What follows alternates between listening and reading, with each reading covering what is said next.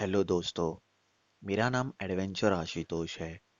पिछले काफ़ी दिनों से, काफ़ी महीनों से हमारे देश में लॉकडाउन चल रहा है। इस लॉकडाउन में काफ़ी ज़्यादा लोगों ने भूत पिशाच का सामना किया होगा। तो आज हमारी ये पहली कहानी मेरी एक सब्सक्राइबर ने भेजी हुई है, जिसका नाम है पूजा। तो चलिए शुरू करते हैं। मेरा नाम पूजा है। मैं मुंबई के माहिम के इलाके में रहने वाली हूँ। ये बात 2008 की है। उस समय में काफ़ी हमारे घर पे बहुत सारे लोग रहते थे। मोस्ट प्रोबेबली हमारी फैमिली में 6 से 7 लोग रहते थे, जिसमें मेरी बुआ, मेरी माँ, मेरे पापा और बहुत सारे लोग, जैसे कि मेरे भाई, मेरे कज़न भाई, बुआ के लड़का लड़की। तो जब हमारी ह्यूज फैमिली थी, तो जो बुआ का पति था वो बहुत ज़्यादा शराब पीता था। इतना शराब पीता था कि रात के समय वो बुआ पे हाथ भी उठाता था। बुआ कुछ नहीं बोलती थी, बिकॉज बुआ हमारे घर में रहती थी और वो बुआ को परेशान करने लगा था।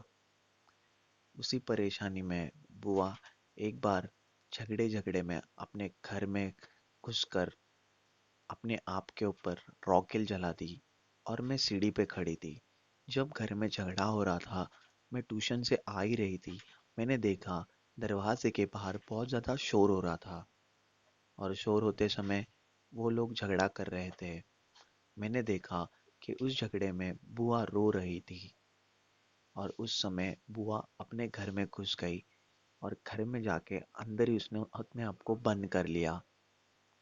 मैंने बुआ को पीछे पीछे जाते हुए मैं अपनी बैग लेकर घर के अंदर जाने लगी, बट बुआ ने बहुत जोर से कस के दरवाज़ा बंद कर दिया।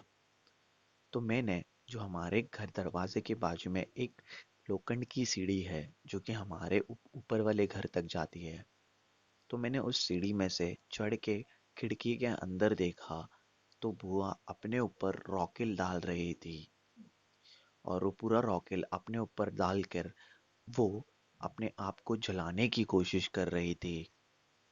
और जब जो लोग बाहर झगड़ा कर रहे थे, मैंने सबको आवाज दी कि देखो देखो बुआ अंदर क्या कर रही है। तब मैं सिर्फ 8 साल की थी।